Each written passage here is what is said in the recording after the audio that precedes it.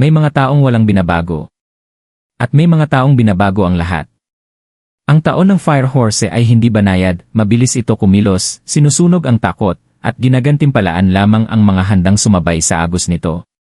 Habang karamihan ay patuloy na hinahabol ang pera sa parehong paraan, may isang bihirang pagbabago na tahimik ng pumipili ng mga magwawagi.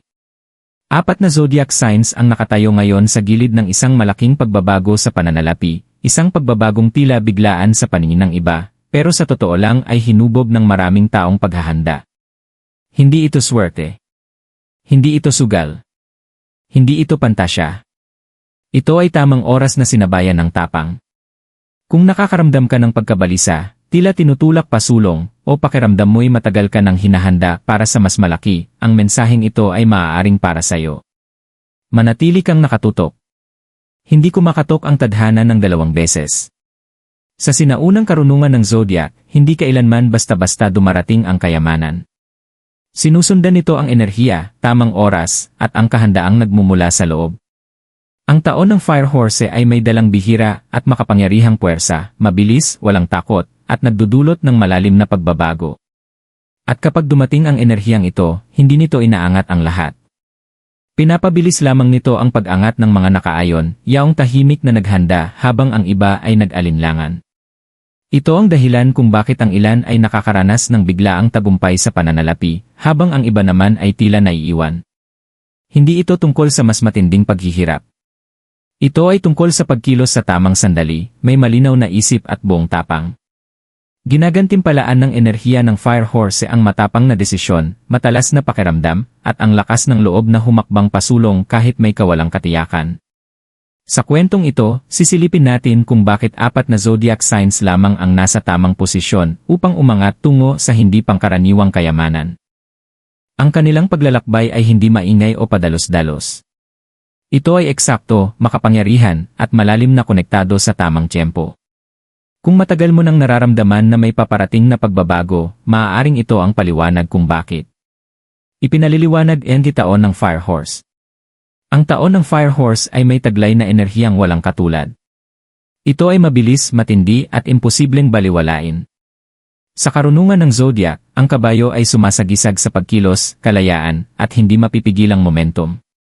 Kapag pinagsama sa elementong apoy, lalong tumitindi ang lakas nito, sinusunog ang pag-aalinlangan at pinipilit ang pagkilos. Hindi ito taon na nagbibigay gantimpala sa paghihintay. Ginagantimpalaan nito ang pagkilos. Sa panahong ito, parang bumibilis ang takbo ng buhay. Ang mga desisyong matagal nang ipinagpapaliban ay biglang humihingi ng sagot. Ang mga oportunidad ay sumusulpot ng hindi inaasahan, at ang mga nag-aalinlangan ay madalas na nakikitang naglalaho ang mga ito sa isang iglap. Ito ang dahilan kung bakit ang taon ng Fire Horse ay nakakapang-overwhelm para sa ilan, ngunit nagiging lubos na nagbabago ng buhay para sa iba. Neutral ang enerhiya mismo, ang mahalaga ay kung gaano kakahanda na sumabay dito. Iba rin ang kilos ng kayamanan sa ilalim ng impluensyang ito. Ang pera ay hindi na tumutugon sa nakasanayang pagsisikap lamang. Dumadaloy ito patungo sa tapang, kalinawan ng isip at desididong aksyon. Ang mga taong gumugol ng maraming taon sa paghubog ng kakayahan, pagtitiyaga, at tibay ng loob ay maaaring biglang makaranas ng pagbubukas ng mga pintuan ng mas mabilis kaysa inaasahan. Ang tila biglaang tagumpay ay kadalasang bunga ng mahabang panahong paghahandang hindi nakita ng iba, na sa wakas ay tumama sa tamang oras. Ngunit ang enerhiyang ito ay hindi mapagpatawad sa takot. Nagiging mahal ang pagdududa. Ang sobrang pag-iisip ay nagbubunga ng mga pinalampas na pagkakataon. Hindi naghihintay ang Fire Horse ng perpeksyon, ginagantimpalaan nito ang mga handang umusad kahit may kawalang katiyakan. Kaya naman ang ilan ay nakakaranas ng kaguluhan sa pananalapi, habang ang iba ay biglang pumapasok sa mabilis na paglago. Sa mga tradisyon ng pagkukwento, ang Fire Horse ay madalas ilarawan bilang tagapaghatid ng tadhana. Dumarating ito upang itulak ang mga tao sa mga landas na matagal na nilang nakatakdang tahakin, ngunit hindi nila pinasok dahil sa sobrang pag-ingat. Nagbabago ang mga karera. Bumibilis ang mga negosyo. Lumalabas ang mga papel ng pamumuno ng natural, hindi pinipilit. Hindi ito tungkol sa padalos-dalos na panganib. Ito ay tungkol sa pagtitiwala sa sariling kahandaan. Ang mga nakaayon sa enerhiyang ito ay nakakaramdam ng pagkabalisa, matinding pagnanais umusad, at kakaibang kumpiyansa, kahit hindi pa nila lubos na alam kung bakit. Para sa kanila, ang taon ng Fire Horse ay nagiging isang mahalagang turning point, kung saan ang pagsisikap ay nagiging momentum, at ang momentum ay nagiging pangmatagalang kayamanan. Bakit 4 din ay zodiac signs lamang? Hindi lahat ng zodiac sign ay umaangat sa panahon ng malalakas na siklo. At para sa marami, mahirap tanggapin ang katotohanan iyon.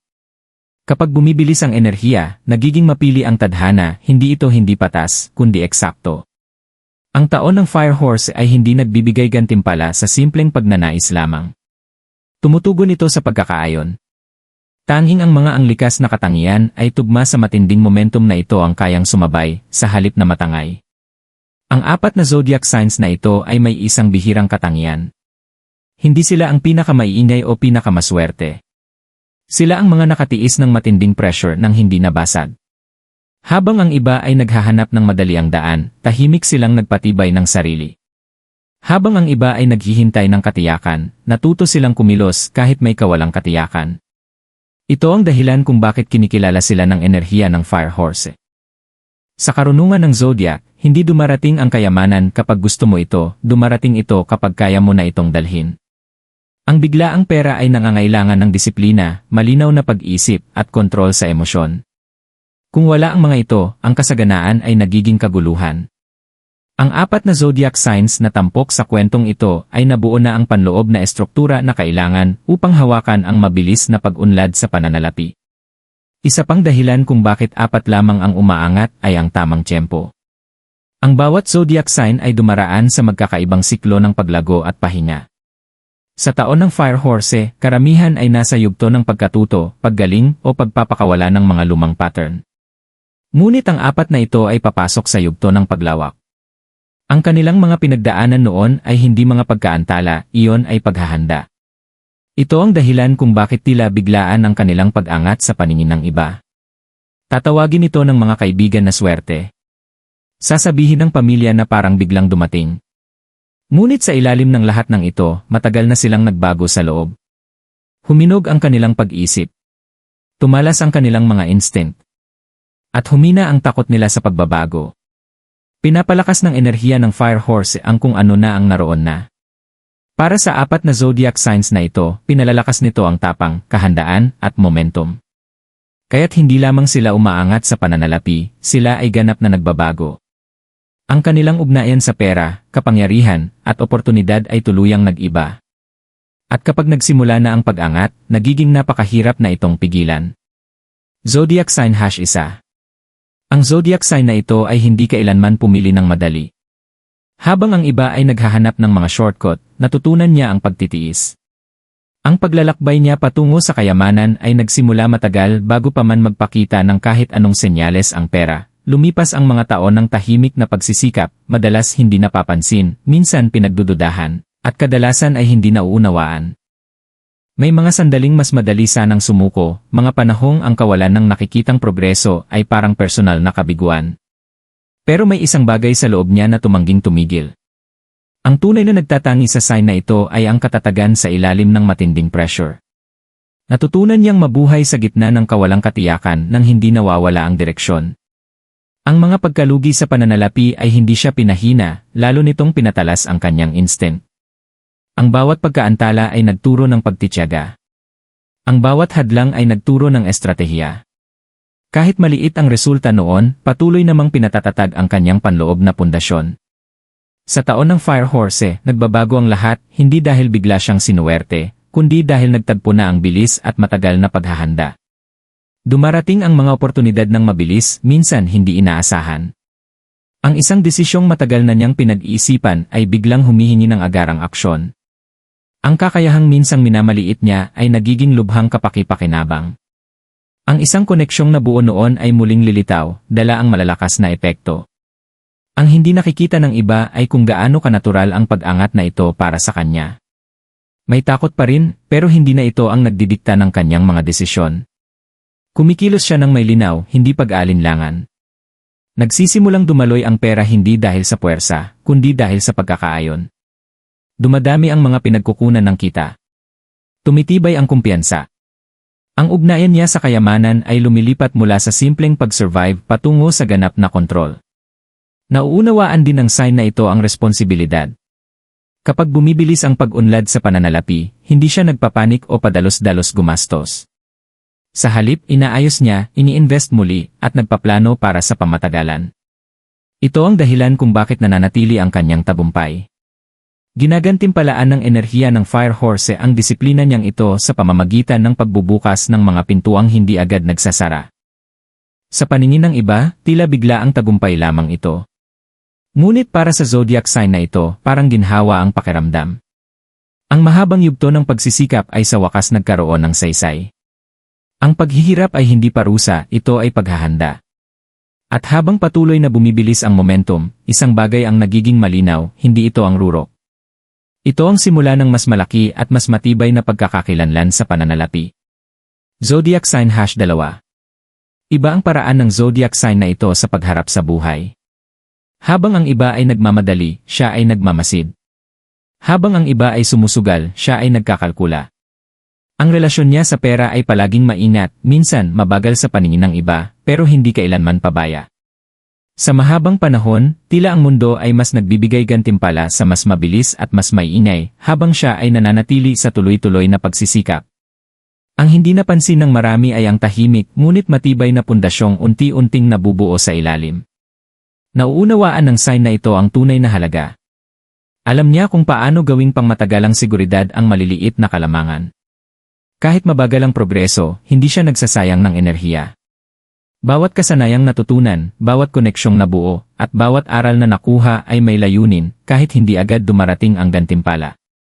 Ang kanyang pagtitiyaga ay hindi pasibo, kundi estratehiko. Hinahamon ng taon ng Fire Horse ang sign na ito sa isang makapangyarihang paraan. Sa kauna-unahang pagkakataon, hinihingi ng enerhiya ang bilis. At nakakagulat, handa siya. Ang katatagang kanyang itinayo ang nagbibigay daan upang kumilos siya ng mabilis nang hindi bumabagsak. May isang oportunidad sa pananalapi ang lilitaw na mangangailangan ng tiwala sa sariling halaga, paghingi ng mas mataas, pagsingil ng mas malaki, o pagpasok sa mas malaking papel na noon ay hindi niya kailanman inakalang aabutin niya. Dito nagsisimula ang kanyang pagbabagong anyo. Ang kayamanan ay dumarating hindi bilang kaguluhan, kundi bilang paglawak. Lumalago ang mga investment. Biglang bumibilis ang mga pangmatagalang plano. Ang isang bagay na matagal niyang tahimik na inaalagaan, maaaring negosyo, karera, o asset, ay nagsisimulang magbunga sa bilis na ikinagugulat maging siya mismo. Ang lalong kahanga-hanga sa pag-angat na ito ay kung gaano ito nanatiling nakatapak sa lupa. Hindi siya nalulunod sa pera. Hindi siya naghahabol ng pansin. Pinoprotektahan niya ang mga binuo niya. Pinapalakas ng enerhiya ng Fire Horse ang kanyang likas na lakas, consistency. At ang consistency, kapag pinagsama sa momentum, ay nagiging hindi mapipigilan. Maaaring isipin ng iba na ang tagumpay niya ay ligtas o boring, pero iba ang sinasabi ng mga numero. Ang kayamanan ng sign na ito ay matibay, kayang palakihin, at pamatagalan. Hindi ito nawawala kasabay ng mga uso, ito ay patuloy na lumalago. Para sa zodiac sign na ito, ang pagiging milyonaryo ay hindi tungkol sa biglaang panganib. Ito ay tungkol sa wakas na pagtanggap ng balik sa mga pagsisikap na tahimik niyang pinuhunan sa loob ng maraming taon. Hindi binabago ng taon ng Fire Horse kung sino siya, pinapabilis lamang nito ang paglago na matagal nang itinadhana. Zodiac sign #3. Ang zodiac sign na ito ay matagal na namuhay sa likod ng entablado. Habang ang iba ay naghahabol ng pagkilala, nakatuon siya sa paghasa ng galing. Ang landas niya patungo sa kayamanan ay hindi kailanman naging dramatiko. Ito ay binuo sa pamamagitan ng disiplina, paulit-ulit na pagsasanay, at halos obsesibong pansin sa detalye. Sa mahabang panahon, pakiramdam niya na ang kanyang pagsisikap ay nakikinabang ang lahat, maliban sa kanya. Inaayos niya ang mga problema, sinusuportahan ang mga sistema, at pinananatiling buo ang mga bagay, madalas walang sapat na kapalit. Ang tunay na nagtatangi sa sign na ito ay ang malalim na kamalayan. Napapansin niya ang mga pattern na hindi nakikita ng iba. Nauunawaan niya kung paano ang maliliit na pagpapabuti ay nagbubunga ng napakalalaking resulta sa paglipas ng panahon. Kahit limitado ang mga resources, nakakahanap siya ng paraan upang mag-optimize, mag-refine, at magpahusay.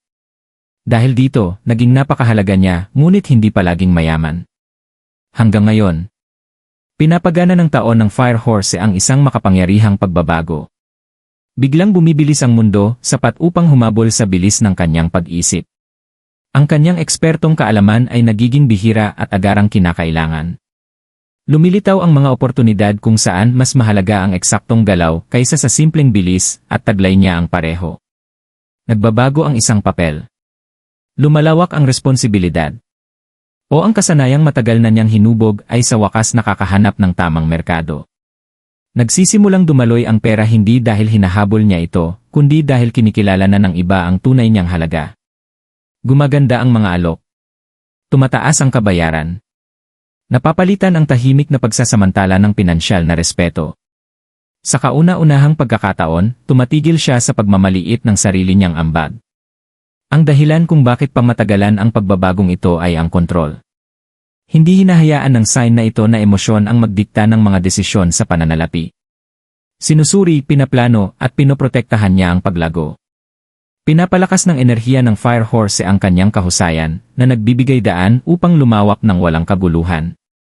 Ang kanyang kita ay hindi biglang tumataas at bumabagsak, unti-unti itong umaakyat, matatag at ligtas. Para sa mga nasa labas, tila biglaan ang pag-angat na ito. Ngunit para sa sign na ito, matagal na itong dapat mangyari. Ang mga gabing puyat, ang tahimik na pagsisikap, ang walang tigil na pagpapahusay, lahat ay nagtagpo sa wakas. Ang kayamanan ay nagiging bunga ng pagkakaayon, hindi na ng pakikibaka. Para sa zodiac sign na ito, ang pagiging milyonaryo ay hindi tungkol sa ego o pansin.